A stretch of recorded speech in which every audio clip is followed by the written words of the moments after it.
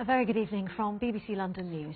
The son of a 60-year-old Londoner who was gunned down in a sectarian attack in Pakistan has spoken exclusively to the BBC about the family's ordeal. Naya Zaidi from Northwood was shot at a religious gathering in the city of Karachi. Asian Network reporter Rikin Majithia has the story. Mr. Zaidi was a family man.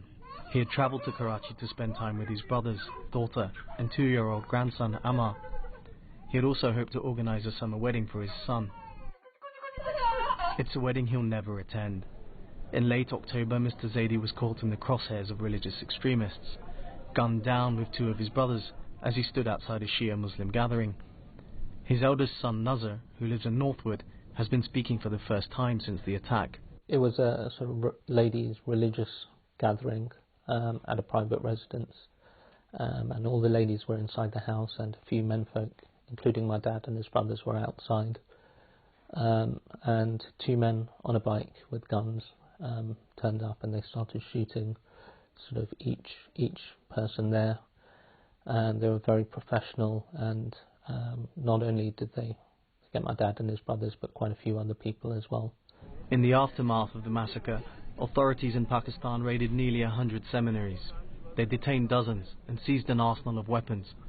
Nazar has been travelling back and forth between London and Karachi his whole life. He says he's sensed a disturbing change in the atmosphere there.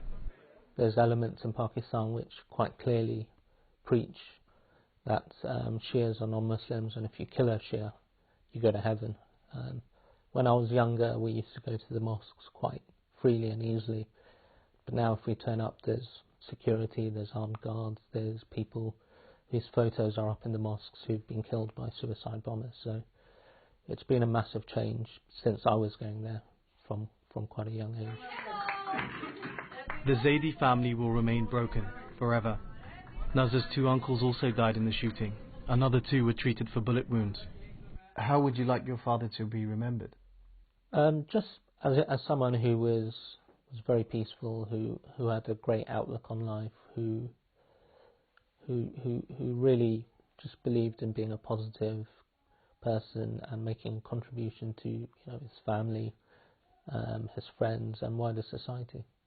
Nazar says he now fears for the safety of the rest of his family in Pakistan and questions whether he would ever return to the country. Rikin Majithia, BBC London News.